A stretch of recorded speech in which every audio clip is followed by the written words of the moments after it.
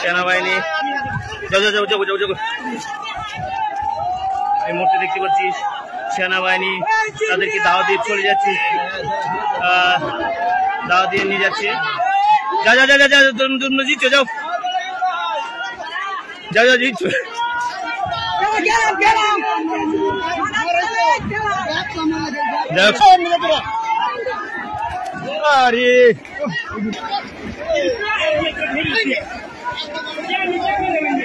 আসলে সেনাবাহিনী ক্লান্ত হয়ে গেছে, তাদেরকে ফিরানোর পরেও মানতেছে না। এই যে দিক দিয়ে আবার চলে গেছে সেনাবাহিনী এই মুহূর্তে ব্যর্থ, কারণ তাদের মধ্যে যে প্রতিহিংসাটা দেখতে পাচ্ছি, যদি পানি না থাকতো কি এক বড় ধরনের অঘটন ঘটতো।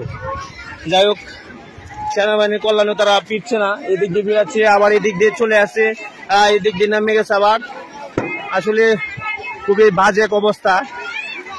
সেনাবাহিনী, জনগণ, আম পাবলিক সকলের চেষ্টা থাকার পরেও তাদেরকে ফিরানো যাচ্ছে না।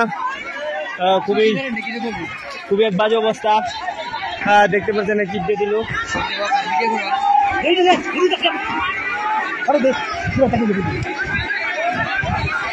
আসলে সেনাবাহিনী, সাধারণ জনগণ সকলে মিলে চাচ্ছে, প্রায় 1-1.5 ঘন্টা ধরে চলছে এই সেনাবাহিনী। খুব আর আমাদের চেয়ারম্যান সাহেব খুব কষ্ট অক্লান্ত পরিশ্রমের পরেও থামানো যাচ্ছে না তাদেরকে। খুবই অবস্থা। কাজম ভাই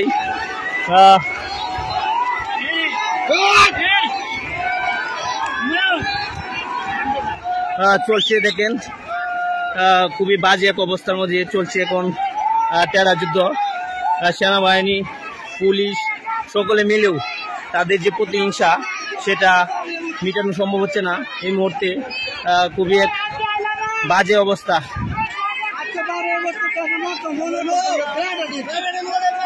ওই দিক দিয়ে নামছে, খুবই বাজে।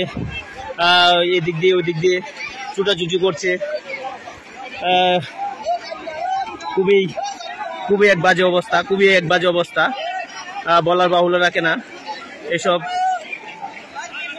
আগেলা জোট থেকে বেরিয়ে আসা উচিত সকলকে। এই মুহূর্তে সেনাবাহিনী দেখতে পাচ্ছি, সেনাবাহিনী আসার কারণে তারা দূর চলে যাচ্ছে।